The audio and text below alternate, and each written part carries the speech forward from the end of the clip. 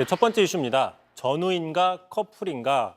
자, 국방부 산하의 한 연구원장이 여성들을 군대에 보내면 결혼도 늘고 따라서 출산율도 높아질 거라는 발언을 했는데 이게 뒤늦게 논란이 됐습니다. 먼저 발언 들어보시죠.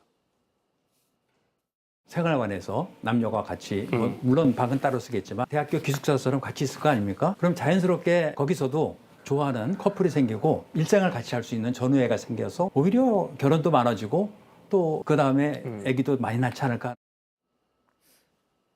저출생이 뭐 저런다고 해결될 문제겠습니까?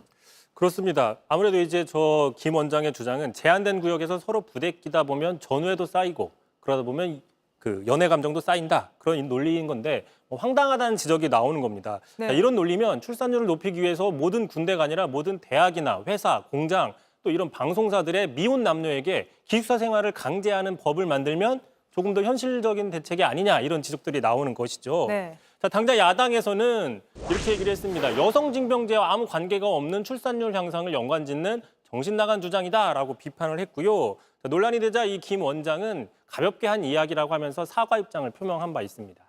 근데 과거에도 이런 식으로 좀 황당한 해법을 내놓지 않았었습니까? 그렇습니다. 최근에 좀 찾아봤더니요. 지난 5월이었습니다. 국책연구기관인 한국조세재정연구원이 낸 자료에 따르면 자, 출산율을 높이기 위해서는 여자아이들을 조기 입학시키자라는 제안을 한 적이 있었습니다. 자, 무슨 얘기냐? 그 자료를 보시면 남성의 발달 정도가 여성의 발달 정도보다 느리다는 점을 고려했을 때 학령에 있어서 여자아이들을 1년 조기 입학시키는 게 향후 나중에 정년기 남녀가 서로 매력을 더 느낄 수 있도록 하는데 기여를 할 수도 있을 것이라고 주장을 했는데 네. 글쎄요. 이게 도대체 어디서부터 이야기를 해야 될지 모를 정도로 좀 당황스러운 그렇습니다. 대책입니다. 한마디로 이게 기가 막힌 대책이 아니라 대책이 참 기가 막힌 상황인 것이죠. 당시 야당에서도 허탈한 웃음이 나왔습니다. 직접 보시죠.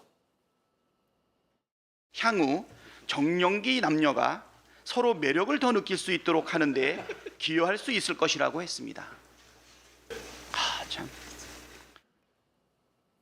자, 논란이자 당시 연구원에서는 이게 공식의 그 연구원의 입장이 아니라 어떤 개인적인 입장이다라고 해명을 한 바는 있습니다. 네, 알겠습니다. 바로 다음 이슈 보죠.